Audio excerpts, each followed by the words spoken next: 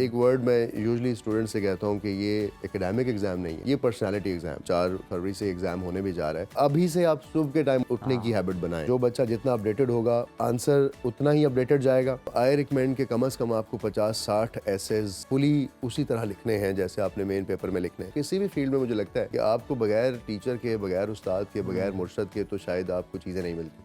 बात कर लेते हैं कि ख्वाब, मेहनत और फिर एक फैसला कौन थे। पाकिस्तान के सबसे बड़े एग्जाम CSS में अब कुछ ही दिन बाकी रह गए हैं और 4 फरवरी से ये सिलसिला शुरू होने वाला है। और देखा जाए तो जनाब इस मैदान में लाखों उम्मीदवार होंगे जो कि किस्मत आजमाई करेंगे। लेकिन CSS का इम्तिहान इल्म से भी ज़्यादा नर्व्स की गेम होती है। जीत तो सिर्फ उन चंद 100 उम्मीदवारों की ही होगी जिनके नर्व्स बहुत ज़्यादा स्ट्रॉन्ग होंगे। और ये वक्त जनाब ऐसा नहीं है कि आप बहुत सारी जो नई चीज़ें हैं आप उन्हें डाइजेस्ट करें, आप उन्हें पढ़ सकें और आप उन्हें याद भी कर सकें, बल्कि ये तो जो वक्त है ये स्मार्ट रिवीजन का है। रिसर्च ये बताती है कि 90% उम्मीदवार ऐसे में फ़ेल हो जाते हैं क्योंकि जनाब वो पैनिक भी कर जाते हैं, समझ नहीं आ रहा होता कि सब्जेक्ट को कितना वक्त दिया जाए, और सालों की मेहनत एक तरफ और इम्तिहान के आखिरी चंद दिन एक तरफ। तो अक्सर ज़हीन तलबा सिर्फ घबराहट की वजह से फ़ेल हो जाते हैं।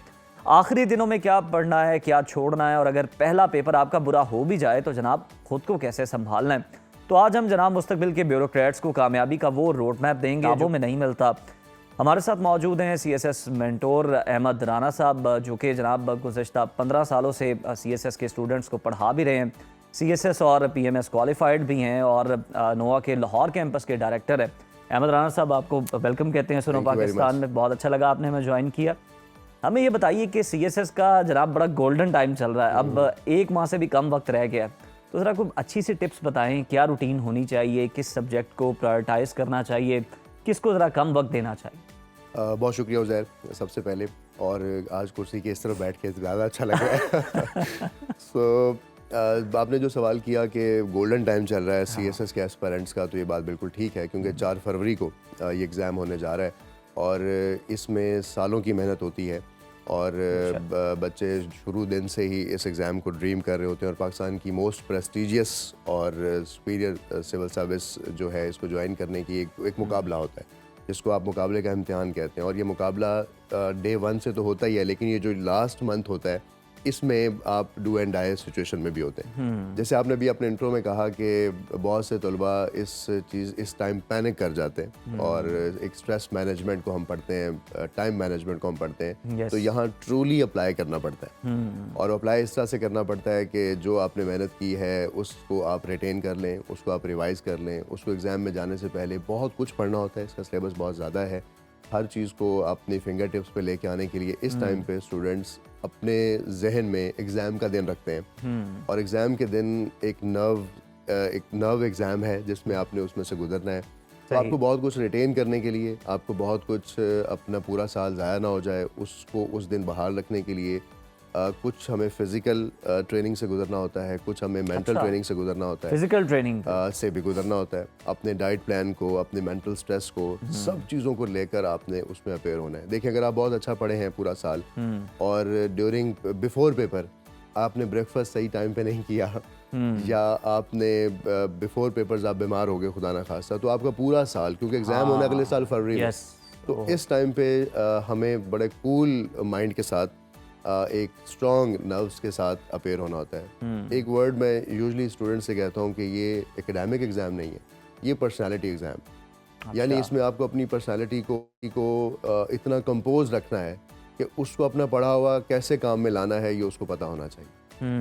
तो इसलिए तलबा जो है इस टाइम पे, जैसे आपने हवाला दिया और 4 फरवरी से एग्ज़ाम होने भी जा रहा है, तो इस टाइम पर मैं यही कहूँगा कि जो आपने पढ़ा है उसके लिए आपको एक फ्रेश माइंड की ज़रूरत है ताकि आप उस चीज़ को क्रिएट कर सकें, उसको आप प्रोड्यूस कर सकें। उसके लिए अपनी रूटीन को अभी से उस जगह पे ले जाएं। सुबह 9 बजे पेपर में बैठना होगा। अब जैसे मेरी रूटीन है, मैं थोड़ा लेट भी उठ के आता हूँ, मैंने पेपर तो नहीं देने, लेकिन आज मॉर्निंग शो पे आने के बाद आज का पूरा दिन मुझ पे इम्पैक्ट करेगा क्योंकि मैंने अपनी रूटीन को डिस्टर्ब किया है। बिल्कुल ऐसे ही जिस दिन पेपर होगा, अगर आप उसी दिन 9 बजे उठे हैं या उसी दिन 9 बजे उठने की हैबिट पे गए हैं, तो फिर शायद आपका वो उसमें शायद आपकी एक मेंटल और ये बहुत अच्छी टिप है वैसे, आपका दिमाग भी 100% जो है वो परफॉर्म कर रहा होगा, करेगा। तो आपको चाहिए कि अभी से आप सुबह के टाइम उठने की हैबिट बनाएं और जिस तरह से आपने पेपर में अपेयर होना है तो कम्प्लीटली रिहर्सल पे चले जाएं उसी दिन की। बिल्कुल अहमद, अब यही मेरा सवाल था। मतलब हम लोग कोशिश कर रहे होते हैं कि बहुत सारा एंड तक जनाब कोई नया नॉलेज जो है हम वो गेन करते रहें, लेकिन मेरा ख्याल है ये टाइम वो होता नहीं है जिसमें आप एब्जॉर्ब कर सकते हैं, डाइजेस्ट कर सकते हैं इतना नॉलेज। मेरा ख्याल है जो आपने याद किया है आप उसको रिवाइज कर लें, उसी को यानी कहते हैं ना पक्का कर लें, वही बड़ी अहम चीज़ है आपके लिए। बिल्कुल सही उज़ैर, ऐसा ही है। यानी नई चीज़ पढ़ने से बेहतर है जो आपने ऑलरेडी पढ़ा है। देखें, इन सब्जेक्ट्स में काफ़ी सब्जेक्ट्स ऐसे हैं जो अपडेट होने होते हैं और कुछ सब्जेक्ट्स ऐसे हैं जो अपडेट नहीं होने होते। सही। तो जो बात ये है कि इस टाइम नया पढ़ना, तो एक मिथ मैं ब्रेक करना चाहता हूँ कि यूजुअली ये कहा जाता है कि पेपर्स जो हैं वो दिसंबर में बन जाते हैं और दिसंबर के बाद जो चीज़ें अखबार में आ रही होती हैं वो नहीं पढ़नी चाहिए। लेकिन आई रिकमेंड कि जो बच्चा जितना अपडेटेड होगा उसका आंसर उतना ही अपडेटेड जाएगा और पेपर उसका चेक हो रहा होगा जाकर 2-3 महीने बाद। तो एग्जामिनर को ज़्यादा अपडेटेड तरीके से अपना एनालिसिस दे रहा होगा। I am talking about this specifically current affairs paper. So आखिरी दिन तक अपना नॉलेज सिर्फ अखबार से अपडेट करते रहें। लेकिन कुछ ऐसे सब्जेक्ट्स हैं जैसे जनरल साइंस है, साइंसेज हैं, उसमें ऑब्जेक्टिव्स हैं, पाकिस्तान की हिस्ट्री है या कुछ और एरियाज़ जो आपके ऑप्शनल्स के हैं, उनके अंदर इस वक्त नई क्रिएशन से बेहतर है कि जो आपने पढ़ लिया है उसको रिटेन करें। ये बड़ी आपने गोल्डन टिप दी है और टाइम ड्यूरेशन भी आपने बता दी है कि पेपर कहाँ बनता है, आपने किसके लिए तैयार करना है, खुद को प्रिपेयर करना है और एग्जामिनर आपके अंदर क्या देखेगा। अच्छा अहमद, CSS में हम देखते हैं कि सबसे ज़्यादा जो फेल होने की वजह सामने आती है वो ऐसे राइटिंग है। ऐसा क्यों? ऐसे राइटिंग, देखिए फेल आप किस चीज़ में क्या ये आर्ट कितना मुश्किल है? मुश्किल वाला सवाल तो आएगा, लेकिन बात यह है कि आप फेल किस चीज़ में होते हैं जो आपको नहीं आती। बस ये इतनी ही सादा सी बात है। सो इंग्लिश ऐसे राइटिंग के हवाले से शायद तलबा या कैंडिडेट्स को मैंने देखा है कि वो 3, 4, 5 इंग्लिश एसेज जो है वो परफॉर्म करते हैं और उसके बाद छठा एसे जो है वो जाकर फेडरल पब्लिक सर्विस कमीशन के एग्ज़ाम में लिख रहे होते हैं। अच्छा। तो आई रिकमेंड कि कम से कम आपको 50-60 एसेज अपनी पूरी प्रेपरेशन में फुली उसी तरह लिखने हैं जैसे आपने मेन पेपर में लिखने हैं। लेकिन इन 50-60 ऐसे से पहले आपको ये पढ़ना चाहिए कि इंग्लिश ऐसे होता क्या है, राइटिंग स्किल्स क्या होती हैं, उसके लिए आपको बेसिक ग्रामर अच्छी आनी चाहिए। So it is a continuous effort जो अल्टीमेटली साल बाद आपको एक अच्छा राइटर बनाती और फिर कहीं जाके आप उसको प्रोड्यूस करते हैं। तो आप देखें कि मेजॉरिटी जो है वो शायद इस प्रोसेस से गुजरे बगैर अपने आप को आजमाने चले जाते हैं एग्जाम में। ये आजमाने का एग्जाम नहीं है, it is a competition exam. I use to say about English ऐसे कि आपको एक म्यूजिशियन बनना है जिसको ये पता हो कि किस साज को, किस तार को कब छेड़ना है मुझे, ना कि ये कि आप सारे तबले इकट्ठे बजाने लग जाएं तो आप एक शोर में चले जाते हैं। So this is the basic reason. मैं शायद अपनी इस सारे तजर्बे को सम अप कर पाया हूँ कुछ वर्ड्स में कि इंग्लिश ऐसे फेल नहीं होता, जिसको नहीं आता उसका फेल होगा। बिल्कुल ठीक है। अच्छा अहमद, CSS में हम देखते हैं पास होने वालों की शरह 2 से 3% तक ही रहती है। बहुत से उम्मीदवारों को शुरू में लगता है कि जनाब वो फेल हो जाएंगे, वो कर ही नहीं सकते। इस सेल्फ डाउट को ख़त्म करना कितना ज़रूरी है, कैसे किया जा सकता है, आप किस तरह से काउंसलिंग करते हैं ऐसे स्टूडेंट्स? अच्छा उज़ैर, ये बात ठीक है कि जो रेशो है पास होने की वो 2 से 3% है। लेकिन इस 2 से 3% रेशो को अगर मैं फैक्चुअली आपसे डिस्कस करूँ तो तकरीबन 30 से 25,000, 20,000, 18,000 कैंडिडेट्स अप्लाई करते हैं इस एग्ज़ाम के लिए और अपेयर इतने होते हैं, अप्लाई ज़्यादा करते हैं। अपेयर होने के बाद बहुत से लोग बस आजमाने को चाहते हैं और दरमियान से लीव कर जाते हैं। कोई 8 से 10,000 कैंडिडेट 12 के 12 पेपर्स में फुली अपेयर्ड होता है। उसके अंदर जो प्रिपेयर स्टूडेंट है उसकी तादाद फिर कम है। तकरीबन 2,500 से 3,000 कैंडिडेट ऐसा होगा जो वाकई ही पूरा साल सिर्फ इस एग्ज़ाम की प्रिपरेशन में बैठा होगा। वो कैंडिडेट्स जो इस एग्ज़ाम को प्रिपेयर करना चाहते हैं, आप जॉब के साथ हैं या आप कोई और एक्टिविटीज़ कर रहे हैं और आप समझते हैं कि आप काबिल हैं और आप एग्ज़ाम में बस अपेयर हो जाएंगे, वो कैंडिडेट्स मुकाबले के इम्तिहान में मुझे लगता है कि रेशो उनके पास होने की कम हो जाती है। जैसे मैंने आपसे कहा 3-1,000 कैंडिडेट, यानी मुकाबला ही आपस में आप कह लें कि 2-2,500 के अंदर बहुत कम बच्चों का ये असल मुकाबला, वो कैंडिडेट्स का जो वाकई ही अपने पूरे दिन को, अपने पूरे क्लॉक को इन किताबों से गुजारने में लगाते हैं, रियाज करते हैं ना, म्यूजिशियन बनते हैं ना, वो सारे दिन उसकी प्रैक्टिस करते हैं, उनको चीज़ें मिसालें आ रही हैं सारी आज राना साहब। सो मैं ये समझता हूँ कि क्योंकि मैं इस एग्ज़ाम के बारे में ये राय रखता हूँ कि इस ईजीएस्ट एग्ज़ाम, शायद हमें ये नहीं पता कि करना कैसे है। सो पाकिस्तान में अंधों में काना राजा बनना बहुत आसान है।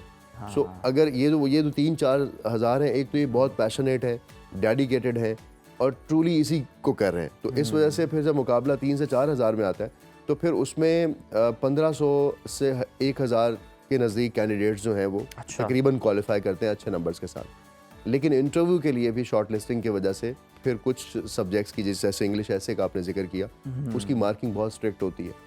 जब उसकी मार्किंग स्ट्रिक्ट होती है तो फिर 400 से 500 बच्चा ही ऐसा निकलता है जो बेस्ट राइटर होता है, तो आपको एक इंग्लिश सब्जेक्ट को एक बेस्ट राइटर के तौर पर लेके जाना है, और वो शायद वो वही लेके जा पाते हैं जिसकी मैंने अभी बात की कि वो एक अच्छे तरीके से, जिसको इंग्लिश ऐसे आता है यानी उसका एक पास पूरा आर्ट है, और इसके लिए Yes. जनाब इसको सीखने के लिए आपको आर्टिस्ट के पास ही जाना पड़ेगा, जो आपको बताएगा कि रियाज कब करना है और कब जनाब आपने परफॉर्म करना है। कोई ऐसा दुनिया का खेल नहीं है जिसको सीखे बगैर आप खेल सकते आप खेल सकें, बिल्कुल, ये बहुत ज़्यादा ज़रूरी है। जो लोग कहते हैं हम खुद ही कर लेंगे, खुद ही से करके, हम शुरू से भी खुद ही करते हैं या तैयारी एकेडमी भी नहीं गए, तो जनाब ये भी शायद हम ऐसे कर लेंगे, लेकिन ऐसा होता नहीं है। लेकिन गाइडलाइन बड़ी ज़रूरी है। गाइडलाइन ज़रूरी है, ये बात आपने सही खुद ही कर दी, बिकॉज किसी इदारे में जाना, किसी शख्स के पास जाना बहुत ज़रूरी होगा आपके लिए, क्योंकि आपको हर सब्जेक्ट की अलग अलग गाइडलाइंस लेनी है। बिल्कुल, अपनी स्ट्रेंथ, आपका कॉन्फिडेंस, आपका सेल्फ कॉन्फिडेंस, आपको सक्सेस का जुनून, ये तो बेसिक रिक्विजिट्स हैं, लेकिन इसके बाद उस जुनून को कैसे लेके आना है। आप आज यहाँ बैठे, मैं आपके शागिर्दों में हूँ जब मैं कभी वहाँ बैठता था, It's an तो मुझे honor. आपने भी जो जो चीज़ें सिखाई, हमने उनको उन्हीं लाइंस पे फॉलो किया। तो किसी भी फील्ड में मुझे लगता है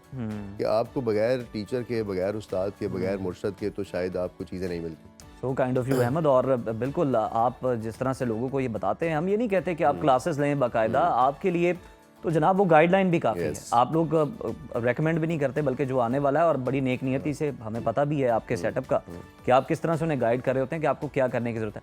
अच्छा अहमद, कमरा इम्तिहान में बैठे बैठे कोई भी पेपर हो, कोई जोन आउट हो जाता है, ब्लैक आउट हो जाता है, भूल जाता है कि भाई बैठा कहाँ है, करना क्या है, नर्व्स की गेम है, ऐसे मौके पर क्या करना चाहिए? क्योंकि आप तो इन बहुत सारे मराहिल से गुजरे हैं अच्छा, इस टेक्निक और अबूर भी किया आपने। यस, ये टेक्निक के पेपर वाले दिन क्या करना है, this is very important for those candidates who are going to appear on 4th of February, जो अभी एग्ज़ाम आ रहा है, या जब भी कभी आप किसी कॉम्पिटिशन एग्ज़ाम में जाते हैं। देखें, पहला जो रूल है इसके लिए हमेशा याद रखना है कि जैसे मैंने आपसे कहा कि जिस दिन आपका पेपर है उसकी रिहर्सल में आपको पहले से चले जाना चाहिए। ठीक। तो अगर आप सुबह उठने की आदी नहीं है तो आप सुबह उठने की आदत अपनाना शुरू कर दें आज से, और फिर अपना नाश्ता जो है वो सुबह टाइम से लेना भी शुरू कर दें, क्योंकि जिस दिन आपका पेपर होता है उस दिन आप पैनिक तो वैसे ही होते हैं, रात सारा आप परेशान होते हैं कि सुबह मेरा पेपर है, रात आपकी करवटें ले लेके गुजरेगी, तो ज़ाहिर आपकी नींद भी ख़राब होगी। तो क्या चीज़ ज़रूरी है कि आपने अपनी मेंटल, फिज़िकल, इंडिविजुअल मैनेजमेंट को खुद ख्याल करना है कि मैंने एग्ज़ाम से पहले एक सेहतमंद माइंड के साथ प्रॉपर आपने मैनेजमेंट करनी है। आप चाहे आपकी डाइट हो, मैं आपकी जो Yes, गुफ्तगू से अखज़ yes, कर पाया हूँ, yes, correct me if I am yes, wrong, yes. कि डाइट में भी आपने अपने टाइम में भी अपनी Yes. रूटीन को आपने वैसे सेट करना है। अगर आपने उस दिन को रिहर्सल नहीं किया हुआ और वो दिन आपकी ज़िंदगी में पहली बार ऐसा आया कि आप सुबह सुबह भी उठे हैं और आप नाश्ता किए बगैर चले गए हैं, और आप नाश्ता करके कब गए हैं, आप घर से निकलते वक्त नाश्ता कर रहे हैं या घर से निकलने से 1 घंटा पहले नाश्ता कर रहे हैं, ये बहुत ज़रूरी बड़ा है। कंपोज होना चाहिए आपको इसके लिए। अच्छा वेरी अहमद, वेरी कैलकुलेटेड, लेकिन अभी Very calculated, yes. लेकिन अभी भी मैं समझता हूँ कि इसमें 2-3 चीज़ें कबायतें हैं कि अगर आप नाश्ता अभी करके गए, एग्जाम में पहुंचते हैं तो बहुत से बच्चों को मैं देखा वॉमिटिंग कर रहे होते हैं, क्योंकि पैनिक भी साथ होता है, Panic भी कर रहे नाश्ता होते हैं। करने की हैबिट नहीं होती, या उनके कोई और इश्यूज होते हैं, एसिड रिफ्लक्स हो रहा होता है, Many बहुत कुछ हो रहा होता है, things, बहुत many सारे। things, अच्छा many अहमद, इसमें कितनी सच्चाई है, कितनी सदाकत है कि जो ऑप्शनल सब्जेक्ट्स हैं, अच्छा बड़े बड़े ऑड सब्जेक्ट्स आपने चुन लिए होते हैं जिनका आपने कभी एक वर्ड भी नहीं पढ़ा होता।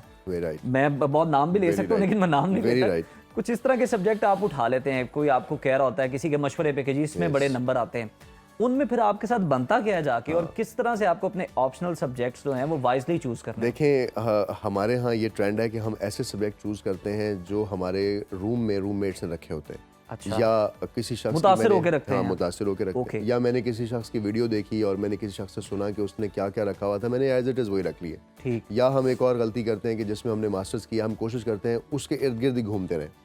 तो there are 2 type of subjects जो CSS में आपको ऑप्ट करने होते हैं। एक वो सब्जेक्ट्स हैं जो सोशल साइंसेस के होते हैं, आप किसी भी बैकग्राउंड के बगैर पढ़ सकते हैं। तो ऐसे कैंडिडेट्स जिन्होंने कुछ भी पढ़ा हुआ है और वो नए सब्जेक्ट्स ऑप्ट करना चाहते हैं, तो ऐसे सब्जेक्ट्स ऑप्ट करें जो सोशल साइंसेस की कैटेगरी में आते हैं। ओके। और एक साइंटिफिक या स्पेशलाइज सब्जेक्ट्स होते हैं कि उसके लिए आपको मास्टर्स ज़रूरी है। जैसे मैथ्स कम्युनिकेशन सोशल साइंसेस का है, आप उसको खुद पढ़ेंगे, किताब आपसे बात करेगी, यानी वो चीज़ें ईजी हैं, लेकिन केमिस्ट्री आपसे बात नहीं करेगी, तो वो एक साइंटिफिक सब्जेक्ट है, स्पेशलाइज सब्जेक्ट है। तो स्पेशलाइज सब्जेक्ट्स जो हैं वो सिर्फ वही कैंडिडेट्स रखें जिनका उन सब्जेक्ट्स में मास्टर्स है। और एक सब्जेक्ट ही ऐसा होगा जिसमें आपका मास्टर होगा, अदरवाइज आपने सारे के सारे सब्जेक्ट्स नहीं रखने होते। तो सब्जेक्ट्स की selection is very important because ये आपके एलोकेशन में, आपके आगे अहमद, merit मुझे में। लगता है आपने ना दरिया को कूजे में बंद कर दिया। आपने एग्जामिनर की भी नफ्सियात समझा दी है, जिसने पेपर चेक करना है उसका भी बता दिया, बनाने वाले का भी, उस स्टूडेंट को क्या करना है। लास्टली अहमद मुझे ये बताइए कि ये तो चले जा रहे हैं एग्जाम्स में, अब जो अगला बैच आने वाला है, जो ख्वाब सजाए हुए हैं आंखों में जनाब, एस्पिरेंट्स हैं कि हमने भी CSS करना है, PMS करना है, कम्पिटिटिव एग्जाम पास करना है, उनको आप क्या सजेस्ट करेंगे? किस तरह से उन्हें आना चाहिए? क्या उनकी समत होनी चाहिए? क्या डायरेक्शन होनी चाहिए? देखिए उज़ैर, मैं ये समझता हूँ कि जैसे मैंने पहले कहा कि पाकिस्तान में मुझे लगता है इस एग्ज़ाम को पास करने के बाद कि ये तो बहुत आसान एग्ज़ाम था। मसला क्या था? मसला ये था कि शायद हमें डे 1 से बताया जाता है कि मुकाबले का इम्तिहान है, बहुत पढ़े लिखे लोग पास करते हैं, बहुत ज़्यादा पढ़ना पड़ता है। अच्छा। लेकिन वो बच्चा जो पहले से डायरेक्टेड होता है, I am directing you everybody जो इस वक्त हमें सुन रहे हैं, कि वो बच्चे जो अभी FSC के अंदर हैं, मैट्रिक के अंदर हैं, BA किया हुआ है या कोई भी और जॉब ढूंढ रहे हैं और आपको किसी ने कहा है कि एग्ज़ाम नहीं होता, तो उन्होंने एग्ज़ाम नहीं किया होगा। सो इस एग्ज़ाम को करने के लिए आपको एक बाकायदा सिलेबस है और कभी भी कुछ, मैं आज 15 साल के तजर्बे की बुनियाद पे आपको कह रहा हूँ, कभी भी कुछ भी आउट ऑफ सिलेबस नहीं आया। तो अच्छा। और सिलेबस भी बहुत महदूद है। तो अगर आपको इस एग्ज़ाम को करना है तो कम से कम 1 साल 8 महीने अच्छे तरीके से इस एग्ज़ाम को करें। उस वक्त इसकी तैयारी ना शुरू करें जब इसका एडवर्टाइजमेंट आती है। इस एग्ज़ाम को हर साल फरवरी में होना होता है और अब जनवरी, मार्च, अप्रैल से लोग इसकी तैयारी शुरू कर देते हैं and they are the right candidates. और आपको एक और चीज़ बताऊं कि फेडरल पब्लिक सर्विस कमीशन के रिपोर्ट्स के मुताबिक 40 से 45% कैंडिडेट्स वो होते हैं जो पहली अटैम्प्ट में ही इस एग्ज़ाम को पास करते हैं। अच्छा। और इतनी ही रेशो उन कैंडिडेट्स की है जो कि कोई आम स्कूल से पढ़े हुए हैं। इसके लिए आपको फॉरेन डिग्री या आपको बहुत ज़्यादा अंग्रेजी, और मैं एक comment O level, A levels, आपका बैकग्राउंड होना ये मैटर नहीं करता। नहीं करता। और ये भी मैं कमेंट सुनता हूँ कि आप बहुत अमीर फैमिली के हों तो आप पास करते हैं, आप एक्स ब्यूरोक्रेट के बच्चे हों तो आप पास करते हैं। Nothing like this. आप हर साल की DMCs देखें, आपको बहुत सी मिसालें मिलेंगी कि बहुत हम्बल घरों से बच्चों ने इस एग्ज़ाम को भी पास किया है। तो आई रिकमेंड एवरीबडी कि आपको इस तरफ आना चाहिए। इसके बाद आपकी ज़िंदगी में बहुत सारे और रास्ते ओपन हो जाते हैं।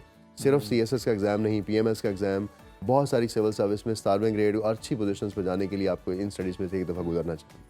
Thank you so much Ahmad Rana.